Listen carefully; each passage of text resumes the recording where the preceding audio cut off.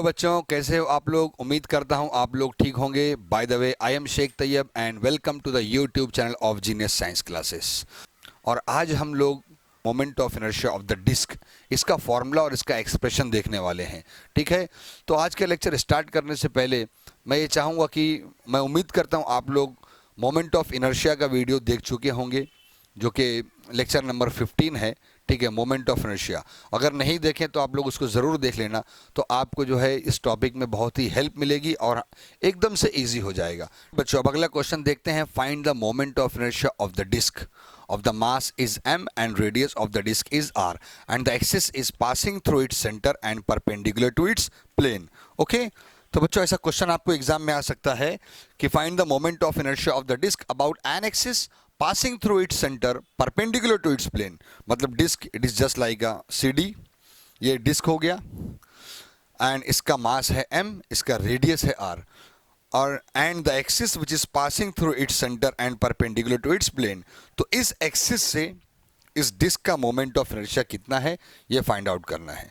तो बच्चों, जैसे लास्ट क्वेश्चन में हमने रिंग का डायरेक्ट फाइंड आउट कर लिए थे, क्योंकि वहाँ पर मास भी क्लियर था और डिस्टेंस भी क्लियर था। लेकिन डिस्क में हम डायरेक्ट फाइंड आउट नहीं कर सकते, थोड़ा आपको इस बात को समझना पड़ेगा। अब देखते हैं, ये देखो बच्चों, मान लो ये है डिस्क, ठीक है, and this is the axis passing through its centre perpendicular to its plane. Okay, तो बच्चों सबसे पहले तो एक बात ध्यान दो कि moment of inertia find out करने का जनरल फॉर्मूला क्या है, I is equal to M R square. ठीक है, मास और एक्सिस से, उस मास का एक्सिस से डिस्टेंस आर स्क्वायर। अब जब मैं डिस्क लेता हूं तो भैया डिस्क तो ऐसा है कि ये देखो चारों तरफ पूरा भरा हुआ है ना, पूरा भरा हुआ है। तो इसका जो मास, टोटल जो मास m है वो किसी एक जगह पर तो नहीं है, पूरा मास जो है डिस्ट्रीब्यूटेड है। यानी यहाँ पर भी है पार्टिकल, यहाँ पर भी पार्टिकल, सबका मास। अगर मैं छोटा छोटा एलिमेंट ही ले लूँ, यहाँ भी एलिमेंट है, यहाँ भी एलिमेंट है, ठीक है, तो मैं डिस्टेंस कहाँ से लूँगा, ये प्रॉब्लम है यहाँ पर। बोले मास, चलो मास तो मिल गया, मास m ले लिया, बट ये this mass is uniformly distributed over entire disc. ये मास पूरे डिस्क पर यूनिफॉर्मली डिस्ट्रीब्यूट कर रहा है। तो तुम बोले सर डिस्टेंस, इस डिस्क का रेडियस r है, ठीक है, लेकिन इसका रेडियस r है तो यहाँ पर जो पार्टिकल है उसका मास m थोड़ी है, इस पार्टिकल का मास तो कुछ छोटा सा होगा। तो ये सबसे बड़ा प्रॉब्लम। बोले सर रिंग में क्या हुआ था, ये देखो रिंग में हुआ ये था कि ये रिंग है, ये एक्सिस, इस रिंग का डिस्टेंस रेडियस r, और यहाँ पर आपने जो एलिमेंट कंसिडर किया था इसका मास था dm। ठीक है, तो आपने मास और डिस्टेंस ले लिया और उसको इंटीग्रेट किया तो आपको पूरे रिंग का मिल गया। ठीक है, और यहाँ पर प्रॉब्लम, यही सबसे बड़ी प्रॉब्लम आ रही है, ठीक है, कि ये जो डिस्क है इसका जो मास है पूरा फैला हुआ है, चारों तरफ है। ठीक है, तो बच्चों बोले सर तो फिर कैसे सॉल्व होगा, कैसे हमको मालूम पड़ेगा कि कौन से मास से कहाँ का डिस्टेंस हमको लेना है। तो बच्चों इसके लिए छोटी सी एक्टिविटी करना पड़ेगा। ठीक है, वो एक्टिविटी ज़रा ध्यान दो। हम एक काम करेंगे, हम एक काम करते हैं, ये देखो ये डिस्क है, इस डिस्क को हम बहुत सारे रिंग्स में डिवाइड कर सकते हैं। ठीक है, मान लो इस टोटल रेडियस तो डिस्क का r है। ओके, तो मैंने काम किया, एक स्मॉल r डिस्टेंस पर एक छोटा सा रिंग इसमें से कट किया। ठीक है, छोटा सा रिंग इसमें से कट किया।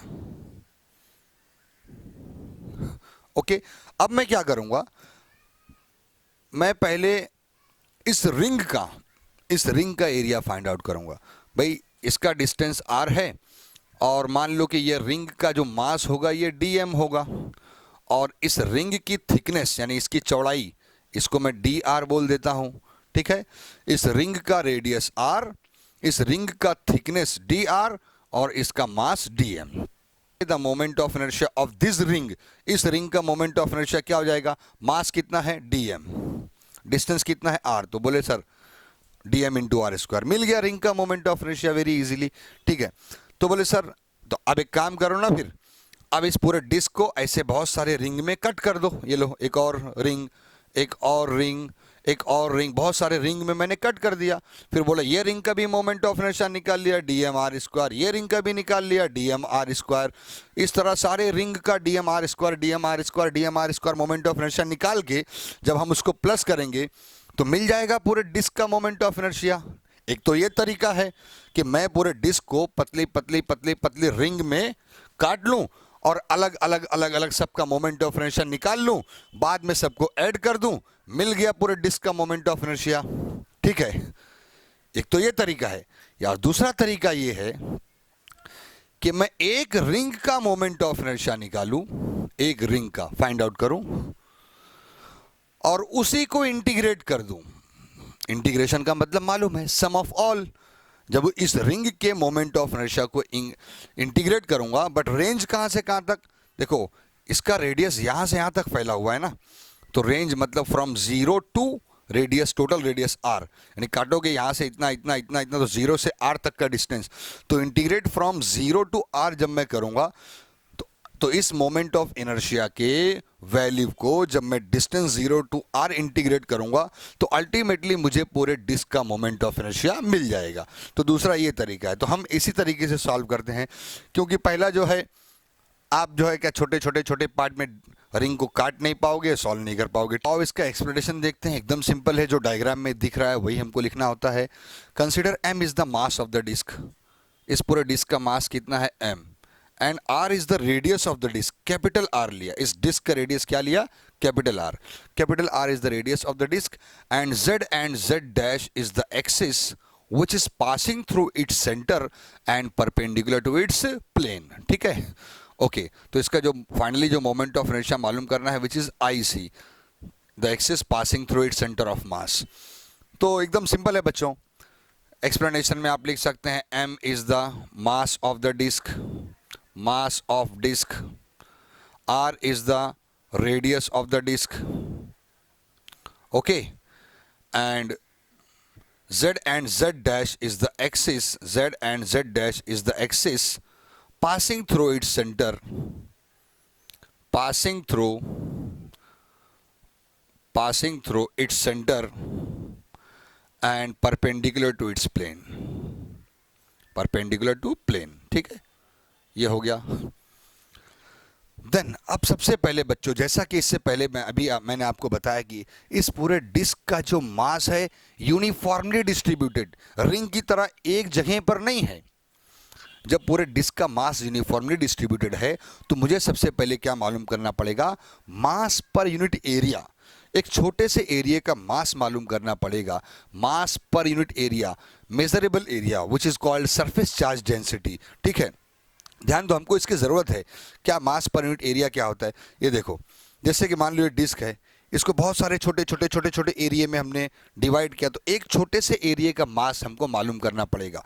छोटे से एरिया का, ये चलो मैं मान लीजिए, जैसे हम लोग हमेशा एक स्मॉल एलिमेंट निकालते थे, ठीक है, वैसे एक छोटे से, ऐसे बहुत से छोटे छोटे छोटे छोटे एरिया से मिलकर ये पूरा डिस्क बना है। ठीक है, because mass is uniformly distributed ना, हम कहीं किसी एक पॉइंट का मास लेके तो मोमेंट ऑफ इनर्शिया नहीं निकाल सकते। ठीक है, तो इसके लिए मुझे सबसे पहले मालूम करना पड़ेगा सरफेस चार्ज डेंसिटी। तो बच्चों ध्यान दो, surface charge density, surface charge density which is denoted by sigma, जिसको हम सिग्मा से दिखाते हैं। एंड सरफेस चार्ज डेंसिटी का फॉर्मूला है mass per unit area. Surface charge density sigma is equal to mass per unit area.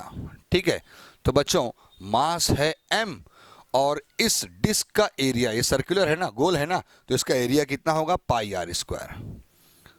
हो गया पाई r square, इसको मैंने बोल दिया इक्वेशन नंबर 1।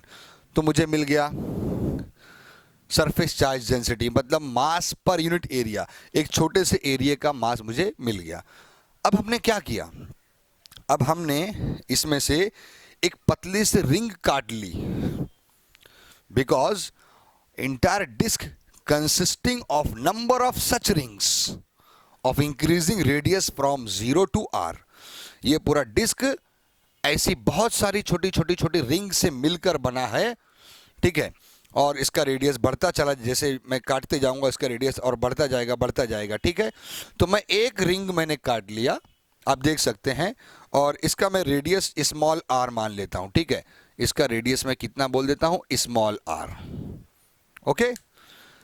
और बच्चों जैसा कि आप जानते हैं, इस रिंग का थिकनेस यानी इसकी मोटाई, थिकनेस इसकी चौड़ाई, ये है डी आर, इसको डी आर मान लेते हैं, ओके।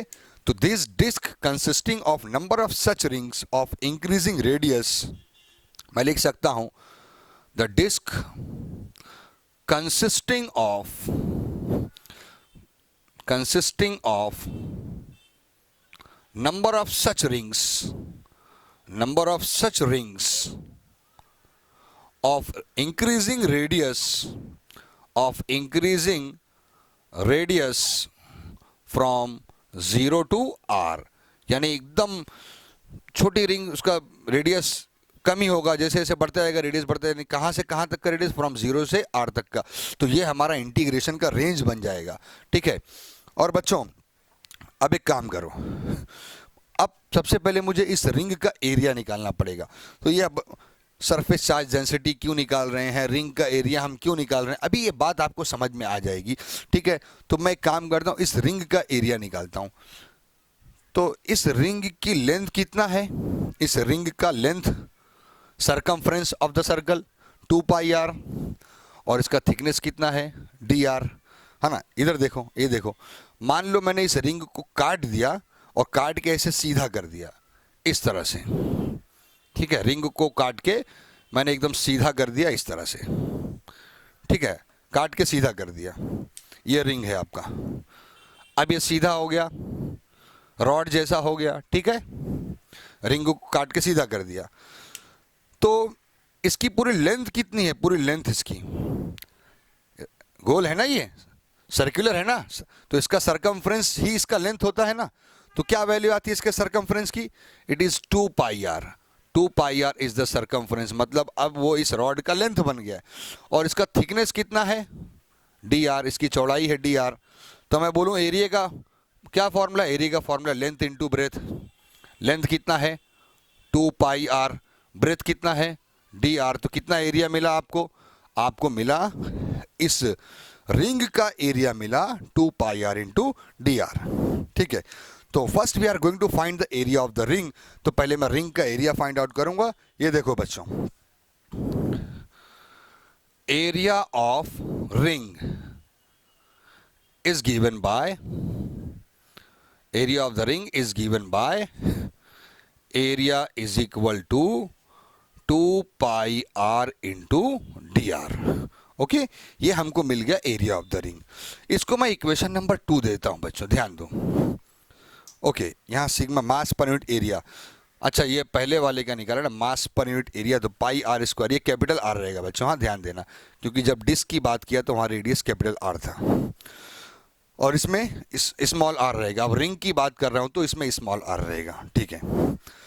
अब जब आपने सरफेस चार्ज डेंसिटी ने सिग्मा का वैल्यू निकाल लिया, यानी एक स्मॉल एरिया का जो है मास निकाल लिया, ठीक है। और अब आपने रिंग का एरिया निकाल लिया। अब मैं इस रिंग का बोलूं, इस रिंग का सरफेस चार्ज डेंसिटी यानी इसकी सिग्मा की वैल्यू निकाल लेता हूं। मास पर यूनिट एरिया किसका, इस रिंग का निकालता हूं। तो बच्चों इस रिंग का मास तो डीएम है ना, तो ऐसे बहुत सारे DM DM DM DM DM DM मिलके क्या बनेंगे, एम बनेंगे। तो मान लो कि इस रिंग का मास है डीएम और इसका रेडियस है आर और इसका एरिया भी आपको मिल गया है 2 pi R into D are. तो मैं अब मालूम करता हूं इस रिंग का सरफेस चार्ज डेंसिटी, ठीक है। तो surface charge density of the ring, तो डायरेक्ट लिखता हूं मैं, आप ध्यान देना। तो surface charge density, surface charge density, ठीक है, डिनोटेड बाय सिग्मा ही रहेगा वो भी। तो यहां पर निकाल देता हूं, ओके चलो ठीक है। तो सिग्मा इज इक्वल टू क्या फॉर्मूला है, मास पर यूनिट एरिया। तो इस रिंग का मास कितना है डीएम, इसका एरिया क्या हो जाएगा ए, ठीक है। तो बच्चों अब आपको इस फॉर्मूले से मास ऑफ द रिंग मालूम पड़ गया एग्जैक्टली, देयरफॉर ए को क्रॉस मल्टीप्लाई में भेजता हूं तो D M is equal to A into sigma, A into sigma. तो बच्चों एरिया का फॉर्मूला हमारे पास है बाय यूजिंग इक्वेशन नंबर 2। क्या फॉर्मूला एरिया का? 2 pi R into D R. Value put करता हूं एरिया की 2 pi R into D R, and sigma को ऐसे ही रहने दो, बाद में हम सिग्मा का वैल्यू पुट करेंगे, ठीक है। इसको मैं बोल देता हूं it is a equation number 3, ठीक है। तो हमने काम किया, हमने इस रिंग का मास मालूम कर लिया, ठीक है। जैसा कि आप जानते हैं कि moment of inertia find out करने के लिए दो चीज चाहिए होती है, मास चाहिए और डिस्टेंस चाहिए। तो सबसे पहले अब मैं रिंग का moment of inertia find out करूंगा। मास मिल गया है dm और इसका डिस्टेंस इस एक्सिस से है r, तो r स्क्वायर इंटू dm, ठीक है। तो सबसे पहले moment of inertia of this ring, moment of inertia of the ring मालूम कर रहा हूं, ठीक है। मालूम क्या? पहले से मालूम है, हमको निकाल चुके ना इससे पहले रिंग का moment of inertia. General formula M R square. तो यहाँ पे मास कितना है dm और r कितना है स्मॉल r। तो moment of inertia of the ring मैं इसको आई आर से दिखाता हूं, तो moment of inertia of the ring which is equal to dm into R square, ठीक है। मास इंटू डिस्टेंस का स्क्वायर। अब जब तुमको एक रिंग का मोमेंट ऑफ इनर्शिया मिल चुका है और अब मुझे पूरे डिस्क का मोमेंट ऑफ इनर्शिया निकालना है, तो मैं काट काट के तो यहाँ पे नहीं निकाल रहा हूँ, मुझे क्या करना है, मैं मैथमेटिकली निकाल रहा हूँ। अब मैं इंटीग्रेट कर दूंगा जब रिंग के मोमेंट ऑफ इनर्शिया को, तो पूरे डिस्क का मोमेंट ऑफ इनर्शिया मिल जाएगा, ठीक है। Then moment of inertia of the disc, अब डायरेक्ट निकाल रहा हूँ moment of inertia of disc by integrating the moment of inertia of the ring. Ring के मोमेंट ऑफ इनर्शिया को इंटीग्रेट करने वाला हूं और रेंज क्या रखूंगा बच्चों? 0 टू r। रेंज क्या रखूंगा? 0 टू r, ठीक है। ओके, इस r को मैं यहां लिख देता हूं, प्रॉपरली समझ में आएगा। 0 से लेके r तक का हमारा रेंज है, okay. Therefore, the moment of inertia of the disk, which is denoted by IC, because it is passing through its center perpendicular to its plane, then integration of moment of inertia of the ring, and the range of integration from 0 to r। यानी मैंने ring के moment of inertia को integrate कर दिया हूं और अब मुझे डिस्क का मोमेंट ऑफ इनर्शिया मिल जाएगा। तो बच्चों आई आर, चलो वैल्यू पुट करते हैं, अब सॉल्व करते हैं मैथमेटिकली। प्रॉब्लम खत्म हो गई है। 0 टू आर, आई आर का वैल्यू क्या है? dm into R square. इसी को हमको इंटीग्रेट करना है। हम डायरेक्ट भी यहाँ इंटीग्रेशन कर सकते थे, कोई बात नहीं। आपके टेक्स्ट बुक के हिसाब से काम हो रहा है, जैसा वहाँ पर है मैं वैसे ही लेके चल रहा हूँ, ठीक है। तो बच्चों by equation number 3 we have the value of dm। dm का वैल्यू है 2 pi R into D R into sigma. ये वैल्यू मैं पुट करता हूँ, ठीक है। By equation number 3 you can write, तो फ्रॉम 0 टू r dm का value it is 2 pi r into D R into sigma into R square, ठीक है। तो 2 पाई और सिग्मा को बाहर कर देता हूं मैं, ये देखो 2 पाई एंड सिग्मा गोज आउटसाइड। अंदर क्या बचा? फ्रॉम 0 टू r, 2 पाई और सिग्मा को बाहर किया, आर स्क्वायर और r क्या हो गया? r cube into D R, ठीक है। ओके, तो बच्चों अब ध्यान देंगे, ऑलमोस्ट अब हम लोग जो है अपने डेरिवेशन के करीब पहुंच रहे हैं। ये देखो, मेरे ख्याल से ये बात तो आपको समझ में आ गई होगी, इसको मिटा देंगे तो भी चलेगा। अब एरिया हमने कैसे फाइंड आउट किया था रिंग का। Therefore, the moment of inertia of the disk, which is IC, is equal to, आपको मिला 2 pi sigma and integration from 0 to r, r cube into D R, r cube into D R, ठीक है। अब मैं काम करता हूं, by equation number 1 we have the value of sigma. Sigma की वैल्यू है m upon pi R square. तो सिग्मा का वैल्यू भी मैं पुट कर देता हूं और अगले स्टेप में इसको इंटीग्रेट करता हूँ एक साथ, नहीं थोड़ा, नहीं तो समझने में कहीं प्रॉब्लम ना हो जाए आपको। ये देखो 2 पाई, सिग्मा का वैल्यू क्या है, m upon pi R square. ये हो गया m upon pi R square, integration from 0 to r cube into D R. Pi pi cut किया हमने, क्या मिला, 2m अपॉन आर स्क्वायर। अब इसको इंटीग्रेट करते हैं। आपको integration x raise to n into D X का फॉर्मूला मालूम है, क्या है, x raise to n plus 1 upon n plus 1, पता है ना। अगर यहाँ पर n की जगह अगर मैं बोलूँ कि 1 हो, x raise to 1 into D X, तो क्या करते हैं, ये हो जाएगा x स्क्वायर अपॉन 2, ठीक है ना। 1 में 1 ऐड हो गया, अगर 2 होता तो x क्यूब अपॉन 3 हो जाता। तो इंटीग्रेशन का फॉर्मूला यूज़ करेंगे। यहाँ कांस्टेंट नहीं यूज़ कर आएगा, यहाँ पर कांस्टेंट नहीं आएगा। क्यों, क्योंकि यहाँ पर रेंज दिया हुआ है। जब रेंज वाला हम इंटीग्रेशन करते हैं तो वहाँ कांस्टेंट नहीं लगाते, वहाँ ब्रैकेट पे हम रेंज अप्लाई करते हैं। ये देखो, तो integration of R cube into D R, ये हो जाएगा r रेस टू 4 अपॉन 4, ठीक है। x raise to n plus 1 upon n plus 1, तो 3 प्लस 1 4 अपॉन 3 प्लस 1 4, और रेंज लगा दिया, it is from 0 to r। जो रेंज है इंटीग्रेशन का यहाँ ब्रैकेट पे लगा दिया, ठीक है। अब ये 4 कांस्टेंट है, आप इसको बाहर ले सकते हैं, मैं इसको बाहर ले लेता हूँ। ये हो जाएगा बच्चों 2m अपॉन 4r स्क्वायर, और इसको सॉल्व करने का आपको तरीका मालूम है, 4 तो बाहर चला गया। इसको सॉल्व करने का अपर क्वांटिटी माइनस लोअर क्वांटिटी, और ये अपर और लोअर क्वांटिटी को मैं स्मॉल r के जगह पर रखूंगा। तो ये हो जाएगा, ये देखो, स्मॉल r की जगह पर एक बार r रखता हूं तो ये हो जाएगा r raise to 4, minus small r की जगह पर एक बार 0 रखता हूं तो ये हो जाएगा 0 रेस टू 4, ठीक है। तो 0 रेस टू 4 का कोई वैल्यू ही नहीं है, ओके। यहाँ पर कैंसिल करता हूँ, 2 2 ज़ा 4, साथ में कैंसिल किया, बचा मेरे पास m अपॉन 2r स्क्वायर बचा है, और यहाँ पर 0 r raise to 4, 0 raise to 4 गायब हो गया। अब ये r स्क्वायर कट करता हूँ r रेस टू 4 से, तो क्या वैल्यू बचा हमारे पास बच्चों, ये देखो m बचा है, और इसमें r स्क्वायर अपॉन 2। तो आपको फाइनली क्या मिल गया, the moment of inertia of the disc which is denoted by IC which is equal to mr square upon 2, या 1 अपॉन 2 mr स्क्वायर।